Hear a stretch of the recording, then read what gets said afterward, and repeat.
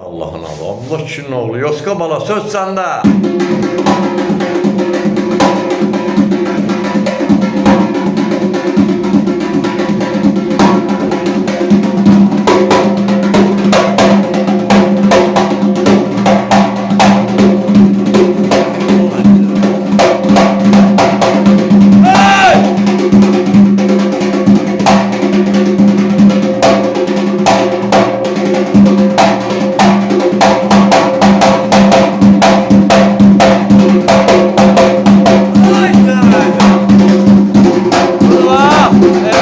Aycan.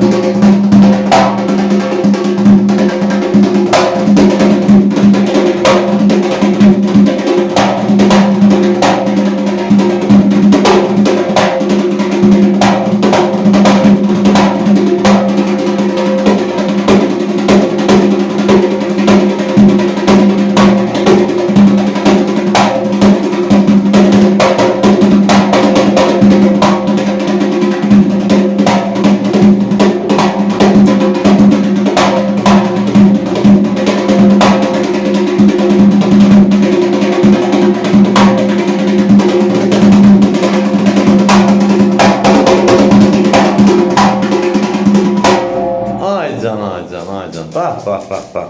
Hoş geldin, hoş geldin. Ana. Sağ ol qadın. Nətarsan, yaxşısan. Canım. Sağ ol, Yoska bala. Gözəl. Görülən işlər budur. Bax, hamısı göz qabağındadır. Bax, 2 dənə ev tapşırığı idi. İkisini də burada ev elədi.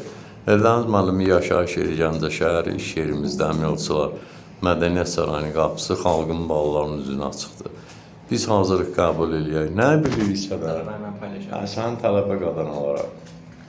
Şutma qadın. Ərəbəm nələ demirlər.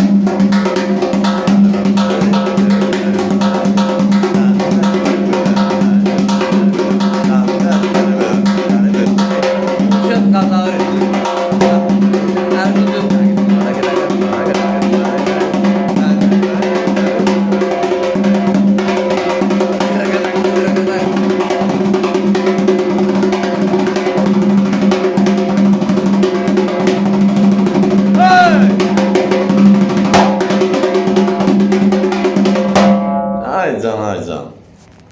Görsənin dağın əvvəl ətçi. Öpürəm Yoska bala. Sağ ol, çox sağ ol.